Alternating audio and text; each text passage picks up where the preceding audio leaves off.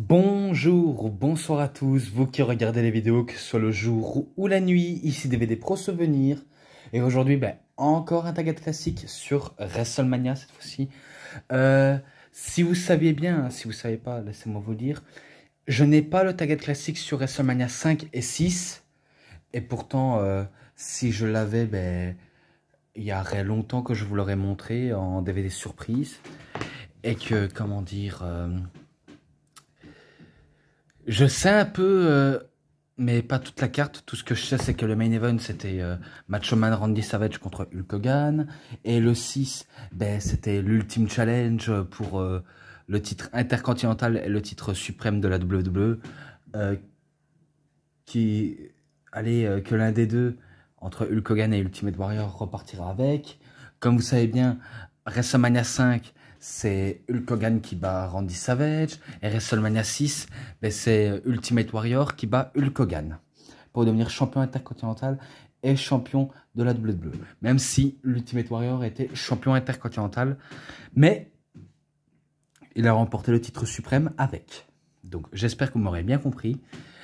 Et après, il y avait une réponse, je sais bien, ça fait 3 ou 4 jours qu'il m'a posé une question de Cédric Glavy, qui m'a toujours réagi à mes vidéos, même s'il y avait du retard, et que l'une était intéressante. C'est vrai que j'aurais pu le dire à l'avance, mais après, je vois que le temps passait et que je dois aller de l'avant, encore de l'avant. Eh bien, il m'avait demandé si je pouvais faire une review, si je l'avais aussi, les coffrets sur Naruto et Boruto. Alors, oui, Cédric, je l'ai les coffrets sur Naruto et Boruto. Faut dire que j'ai commencé à acheter, on va dire, au début d'année. Je vous le cache pas. Pourtant, j'avais déjà vu à la télévision. Mais après, je me disais, il y a une sacrée histoire. Hein. C'est un peu comme One Piece. Hein. Et pourtant, j'ai aussi un coffret de One Piece. Après, j'ai un film sur DBZ, Dragon Ball, Super, bien sûr, contre Broly. Mais après, j'ai pas tous les Dragon Ball. Pourtant, j'aimerais bien voir tous les Dragon Ball et que ça me rappellerait des souvenirs, que ce soit en tant qu'enfant ou en tant qu'adulte. Bref, ça me plairait. Pareil pour One Piece et Hunter x Hunter. Ça, j'aimerais bien voir l'intégrale. My Hero Academia, Bleach, One Punch Man. Ça, je l'ai un de One Punch Man. Par contre, de One Piece, j'ai qu'un seul coffret, ça je l'ai déjà dit. Fairy Tail, j'ai déjà aussi, mais sauf que j'en ai qu'un seul. Après, il y a Capitaine Tsuruta, que j'ai également. J'ai aussi les Pokémon, que j'avais déjà vus quand j'étais gosse, mais j'ai pas tout l'intégral des Pokémon. Yu-Gi-Oh, c'est vrai que j'en avais aussi, mais bon. Moi, je me rappelle surtout, c'était des cartes Pokémon et des cartes Yu-Gi-Oh que je m'amusais très très bien. Mais après, moi, ce qui me ferait autant plus plaisir, c'est vous montrer ma collection de jeux vidéo. Car cette fois-ci, j'en avais acheté ceux que j'avais perdus. Et ceux que je les avais pas, ça, j'aimerais bien montrer. Mais après, à voir avec le temps. Hein. Donc, honnêtement, je sais pas avec le temps quand ça va se passer. Mais en tout cas, je sortirai une au hasard et peut-être que vous me comprendriez. Donc, assez trop parlé, je vais vous montrer du Taget classique. Donc le Taget classique sur WrestleMania 7 et 8. Donc voilà. Toujours vers Silver Vision en version PG. Alors. Les deux WrestleMania, est-ce qu'on peut dire qu'ils sont pas terribles?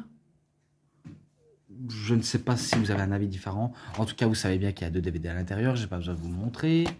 Voici la liste des matchs.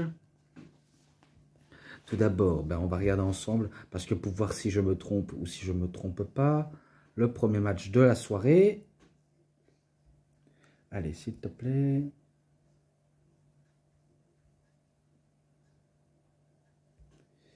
Alors, le premier match de la soirée, ce n'est pas les Rockers contre The Barbarian et Haku. Pourtant, ce match-là, je le noterai en description quand même. Donc voilà. Koko B. Ware contre The Brooklyn Brawler. Donc en match simple, c'est Koko B. Ware qui bat Brooklyn Brawler. Vu comment le Brooklyn Brawler c'était, on va dire, un jobber à l'époque. Donc je le donnais vraiment pas cher de sa peau. C'est victoire de Coco Beware. Et ce match-là, je lui mets un 2,80. Ensuite, les Rockers. Shawn Michaels et Marty Jannetty contre Haku et The Barbarian. Alors, par contre, je crois que je me suis trompé la dernière fois. J'avais dit que c'était The Barbarian et Haku qui avaient remporté le match. Mais là, je me suis totalement gouré car oui, j'ai un peu regardé récemment. Mais là, c'est les Rockers qui battent Haku et The Barbarian. Donc, excusez-moi encore 1000 fois pour les erreurs. Parce que c'est vrai, des erreurs, j'en fais un peu plein. Mais après, il y en a qui font beaucoup plus que moi. Mais là, c'est vrai, j'essaye minimum d'être crédible à chaque fois. Attendez, je bois un petit coup.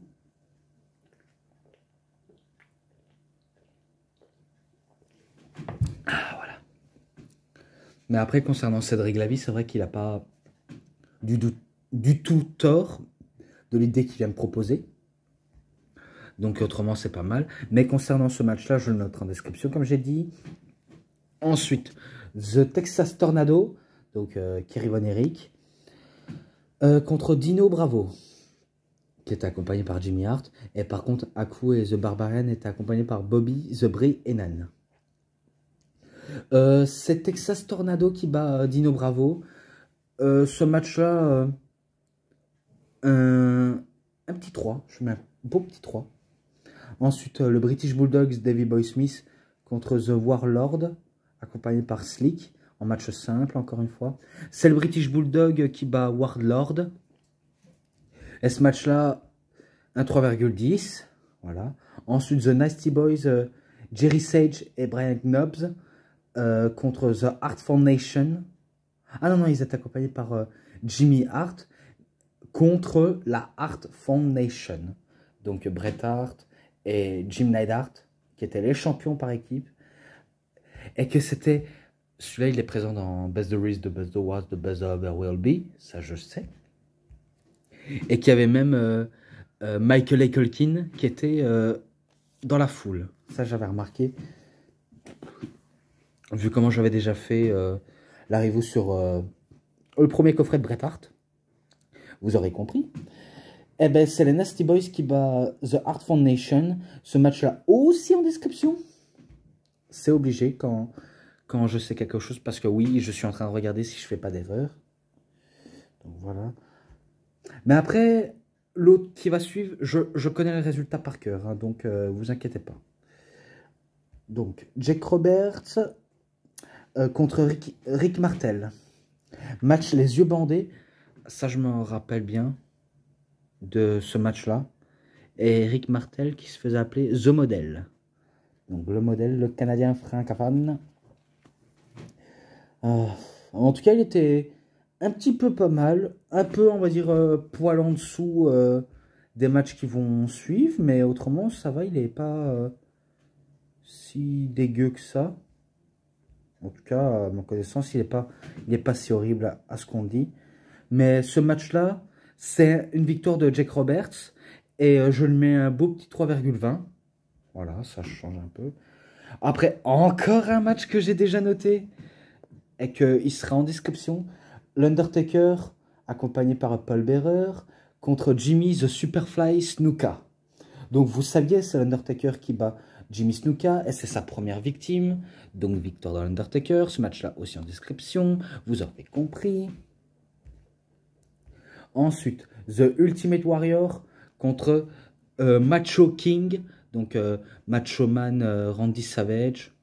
Même si j'ai envie de dire The Macho Man King Randy Savage, voilà, peu importe. Eh bien, si je crois bien, attendez. Match de retraite. Donc en gros, les deux jouent leur carrière et que qui gagne, qui perd, l'un des deux prendrait sa retraite. Et que Macho Man est accompagné par Queen Sherry Martel. Donc sensationnel Sherry Martel également. Et que normalement l'un des deux allait forcément perdre. Et ben c'était forcément Randy Savage qui a perdu ce match. Donc il est contrainte de prendre sa retraite. Même si on va voir par la suite qu'il va pas arrêter de catcher Randy Savage. Donc un coup qu'il a perdu, ben, Sherry Martel agresse Randy Savage pour sa défaite en disant... Enfin, je crois qu'elle a dit, t'as perdu, t'es vraiment un minable. T'as plus rien dans le ventre, t'es un loser, t'as tout ça. Et ben c'est là où Miss Elizabeth, qui était dans le public, qui avait vu la scène, eh ben, elle sort du public pour attaquer Sherry Martel. Et là, c'était un beau moment. C'est quand elle tombe dans les bras du Macho Man Randy Savage. Et que j'avais même vu, certains avaient pleuré pour ce scènement. Et c'est vrai que ce scènement était touchant. Je vous le cache pas, c'était assez émouvant. Et on va dire le match en lui-même, c'était pas top top. Mais pour l'history, était pas mal. Je vous le cache pas, il était pas mal. Donc ce match-là, il est pas, on va dire c'est pas du bon techniquement parlant, forcément avec le Warrior, mais il y a que Randy Savage qui débrouille bien dans ses matchs. Mais catchistiquement parlant, c'est vrai que c'est pas du top top, mais pour l'history, ben, c'est du bon. Donc ce match-là, je lui mets un 3,40. Je prends un risque, un 3,40. Donc voilà. Ensuite, Genichiro Tenryu et Koji Kitao. Alors, je ne sais pas si c'est Genirico Tenryu. Mais je sais bien que Koji Kitao, ça j'ai déjà dit. Contre The Demolition. Donc Smash et Crush. Accompagné par Mr. Fuji. Je crois que Mr. Fuji aurait dû choisir Genirichu Tenryu et Koji Kitao. Je pense qu'il aurait pu choisir, mais après, il avait tourné sa veste, à mon avis. Donc c'est peut-être pour ça, c'est peut-être raison. Et que c'est les deux Japonais qui battent les Demolition. Donc voilà. Ce match-là, un 3,10. Donc je mets à 3,10. Ensuite, le Big Boss Man contre Mr. Perfect Kurt Hennig, accompagné par Bobby The Brain Heenan, pour le match intercontinental. Et c'était Mr. Perfect qui était le champion.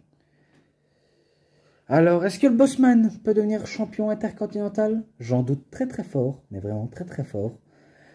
Car ce match conclut par une disqualification. Donc c'est Big Bossman qui se fait disqualifier car, à mon avis, Hennig a dû utiliser peut-être sa ceinture ou une chaise pour forcer le Bossman à se faire disqualifier et que Mr. Perfect conserve son titre. Ouais, car je pense que c'est ça. Donc c'est victoire de Bossman, mais par contre, ce n'est pas pour le titre, donc il ne remporte pas le titre. Car Perfect est champion, toujours. Et ce match-là...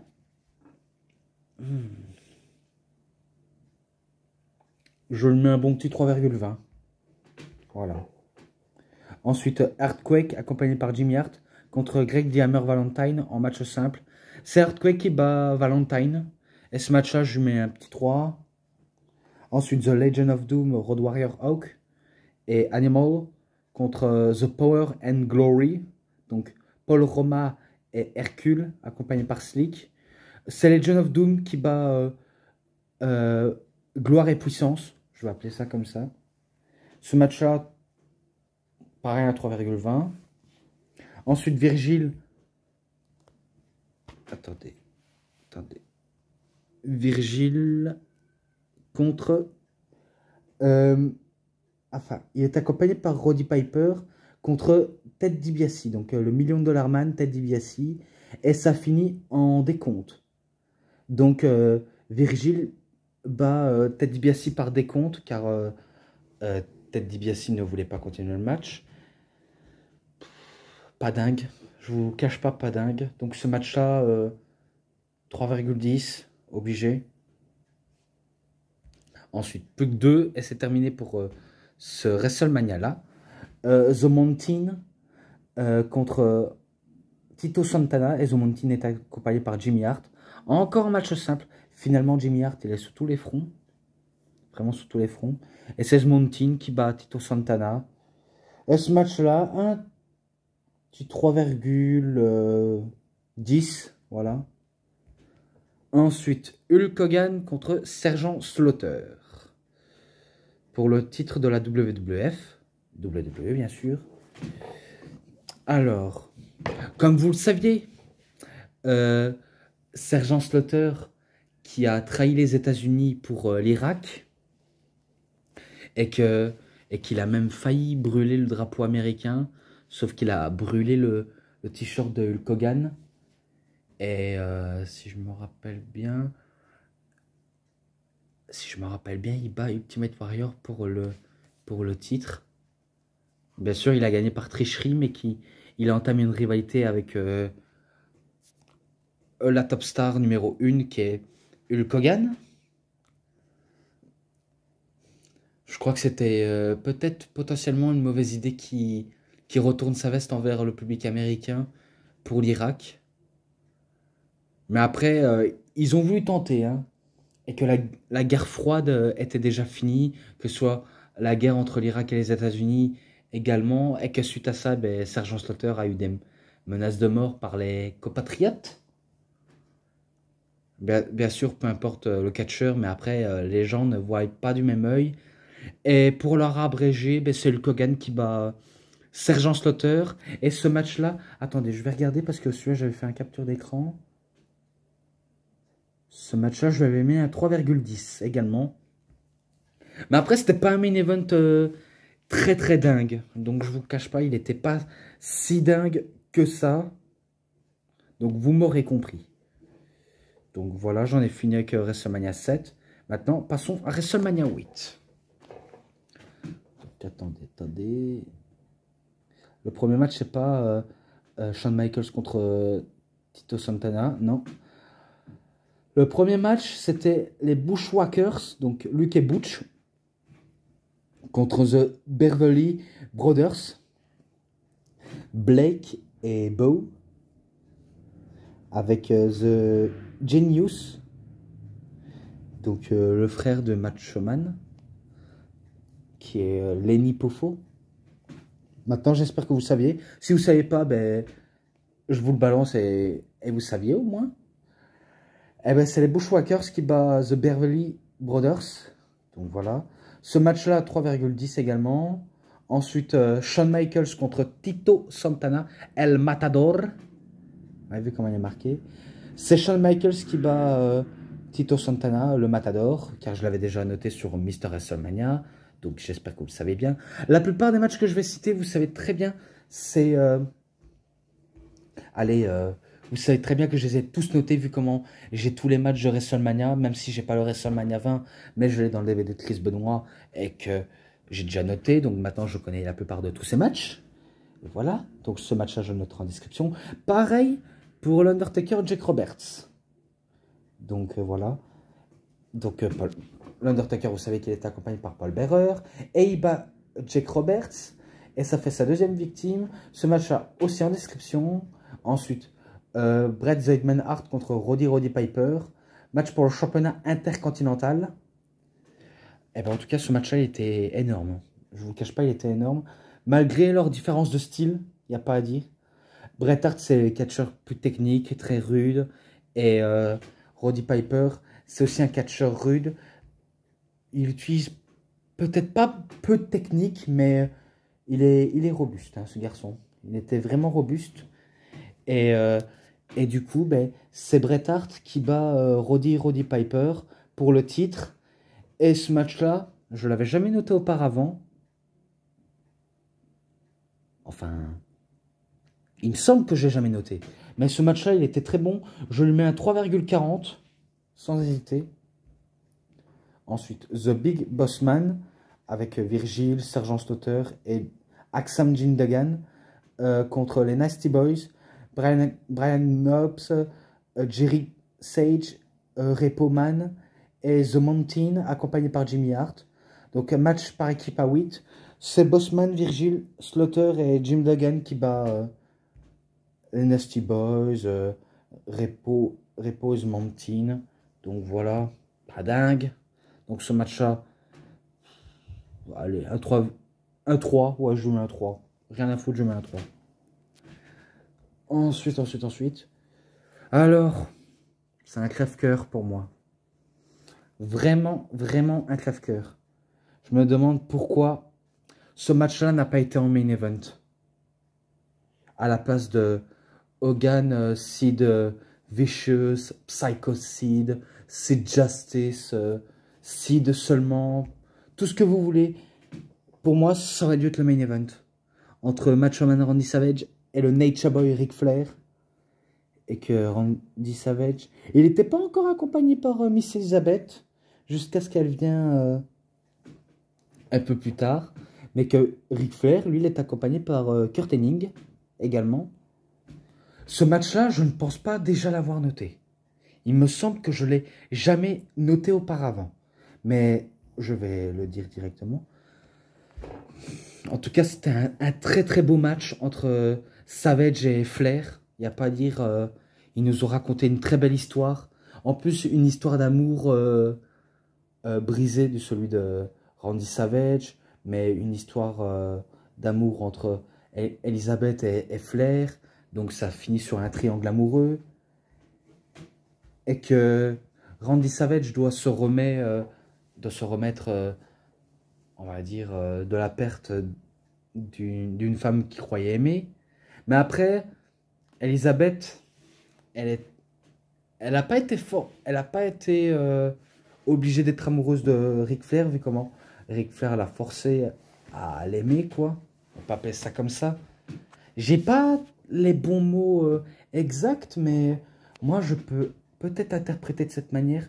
Eh ben, jusqu'à ce que Randy Savage bat Ric Flair, eh ben, Miss Elizabeth tombe dans les bras de l'homme qu'elle a aimé, malgré qu'il a été un peu macho avec lui, enfin avec elle. Oh là là, même s'il a été un peu macho avec elle, au moins elle a aimé profondément. Et c'est vrai qu'après des années plus tard, en dehors des caméras, ben, ils se séparent, hein, donc dommage. Et que des années plus tard, eh ben, Savage aura perdu la vie en 2011, si je crois bien. Et qu'en 2015, ben, il va être intronisé. Et Elisabeth, elle aura perdu la vie trop tôt. Également. Suite à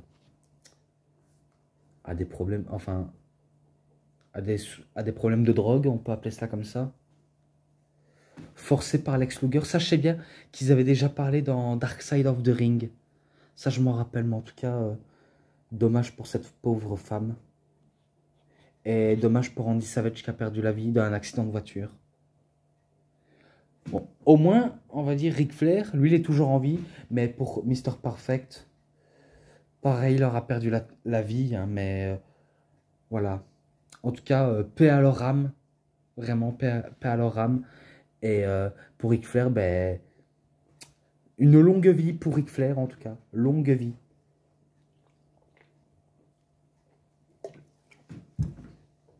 Et vous le voyez pas, mais je bois un petit peu à leur santé.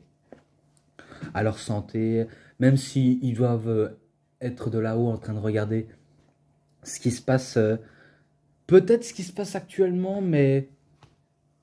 Ou... Non, je ne sais pas, j'essaie d'être croyant, mais je pourrais pas être croyant à ce point-là. Mais assez parlé de ça, ce match-là, je l'ai dit de tout cœur, ça aurait pu être le main event, ça vous le saviez, mais je lui mets un 3,60.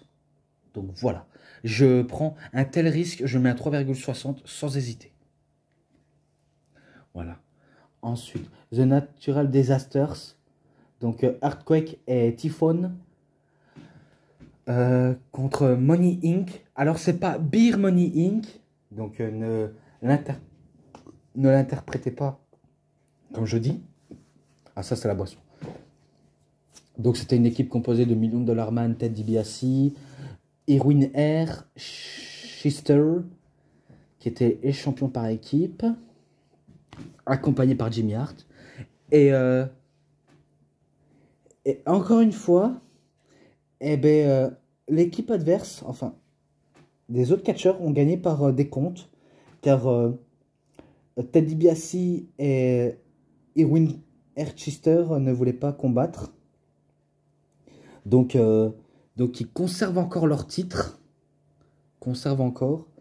Ce match-là m'a pas si emballé que Attendez. Attendez.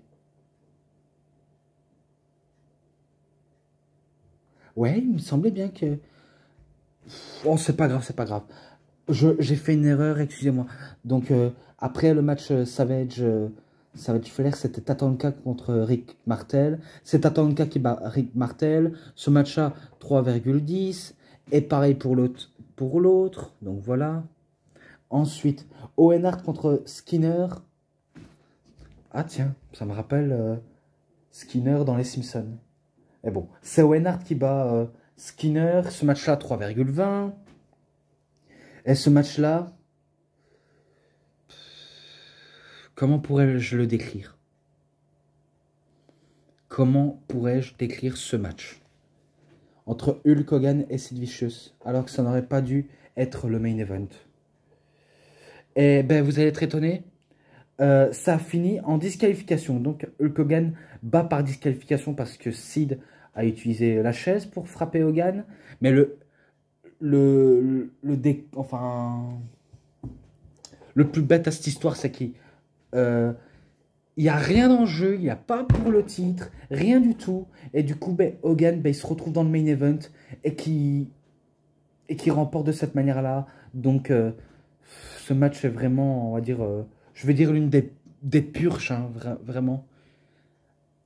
C'est pas parce que je suis pas fan de Hogan et de Sid Vicious, mais bon, pour moi, ça n'a rien à faire dans le main event. Et que ça aurait pu être Savage Flair dans le main event. Donc, ce match-là, je mets un 3,20, pas plus. Donc, voilà. J'en ai fini là-dessus. Donc, moi, j'en ai fini avec cette review. Et encore désolé si j'ai pas le WrestleMania 5 et 6 en target classique. Et que j'ai même pas WrestleMania 18, WrestleMania 19, WrestleMania 20, WrestleMania 28, 29, WrestleMania 30, je l'ai, WrestleMania 31, je l'ai. Et devinez quoi, j'ai le WrestleMania 32. Je l'ai pas avec moi car j'avais pas encore prévu ça. Le 33, je l'ai pas, le 34, je l'ai pas, le 35, je l'ai pas, le 36, je l'ai pas, le 37, je l'ai pas, le 38, je ne l'ai pas non plus. Donc, si je les avais, j'aurais fait des reviews. Et si je les avais pas, je ferais pas de review. Car honnêtement, je vais vous dire un truc. Je ne fais pas de review si j'ai pas un DVD. Donc pour moi, c'est ridicule. Mais bon, ça vous le saviez déjà. Donc assez parlé. Match ensemble, 3,60. Rien ne change. Donc j'espère que vous avez bien aimé cette review. En tout cas, si elle vous a plu, vous savez ce qu'il vous reste à faire. Likez la vidéo. Commentez, partagez, abonnez-vous à ma chaîne, cliquez sur la petite cloche pour avoir plus de notifications des prochaines vidéos. Et moi, je vous dis bonne journée, bonne soirée à tous. Au revoir tout le monde pour une prochaine vidéo.